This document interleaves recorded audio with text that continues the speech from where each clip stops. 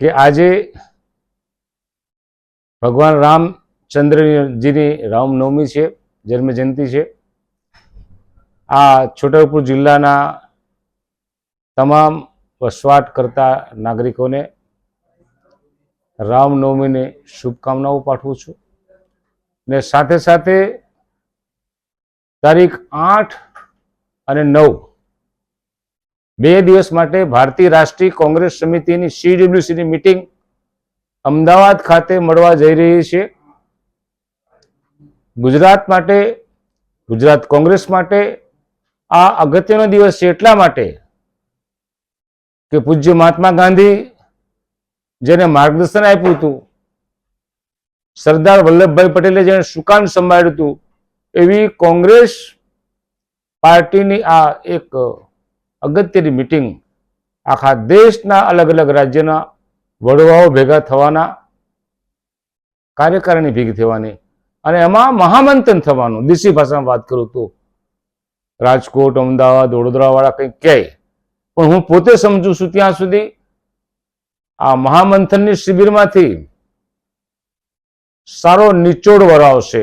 લાંબા સમયથી ગુજરાતમાં પણ કોંગ્રેસ વખતો વખત હારતી રહી છે, એના કારણો પણ અમારા નેતા રાહુલજી સામેડા છે અને આ મીટિંગમાં અમારા રાષ્ટ્રીય અધ્યક્ષ ખડગે સાહેબ, લોકસભા વિરોધ પક્ષના નેતા રાહુલજી,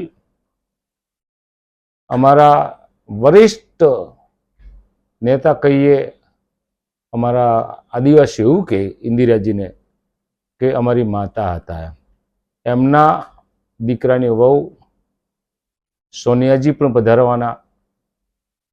ત્યારે એને મળવાનો, દેખવાનો લાવો આખા ગુજરાતના કાર્યક્રમોમાં હોંશે હોંશે હોંસલો ભરાયેલો છે।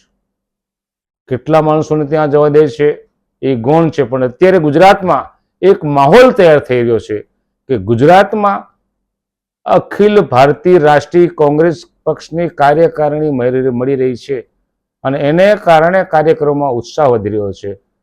સેશન 2 દિવસ ચાલશે। સૌથી પહેલા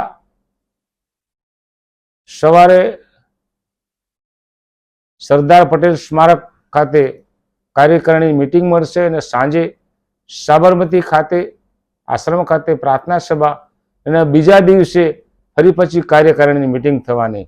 અને હું પહેલે જ તમે અંદાજ આપ્યો તેમ ગુજરાતમાં ઘણું બધું નવા જૂની થવા જઈ રહ્યું છે। એનો પાયો ગુજરાતમાંથી જ નખાવાનો છે। હું પોતે સમજુ છું, અમારા નેતાઓ પણ કહે છે તેમ બ્રિટિશરોને હાંકી કાઢવા માટે ગુજરાત પહેલ કરી હતી, એમ કહું તો ખોટું નહીં। મહાત્મા ગાંધીના નેતૃત્વ હેઠળ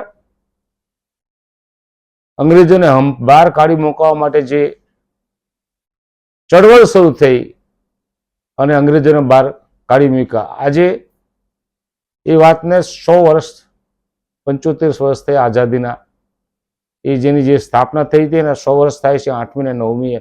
ત્યારે આ દેશમાં કુશાસન ચાલી રહ્યું છે, કુશાસનને કાઢી મૂકવા માટે ચોક્કસ મહામંથન થશે। પ્રજાને સારો વહીવટ કેમ મળે, પ્રજાના કાર્યો કેમ થાય અને પક્ષને મજબૂત કરવા માટે અમે લડીએ છીએ। સત્તા માટે નથી લડતા, અમે લડીએ છીએ જનતાની આવાજ માટે લડીએ છીએ, પ્રજાના રક્ષણ માટે લડીએ છીએ, બાબા સાહેબના બંધારણને રક્ષણ માટે લડીએ છીએ અને આ ઘણી બધી ચર્ચાઓ થવાની આપણે ઈચ્છીએ કે દેશમાં રોજગારીનો પ્રશ્ન હોય, મોંઘવારીનો પ્રશ્ન હોય, ઘણા બધા પ્રશ્નો છે, એની પણ ચિંતન થશે અને આ ચિંતનમાંથી ફળ ચોક્કસ મળશે। પુરાણોમાં કીધું છે તેમ દરિયાનું જ્યારે મંથન કરવામાં આવ્યું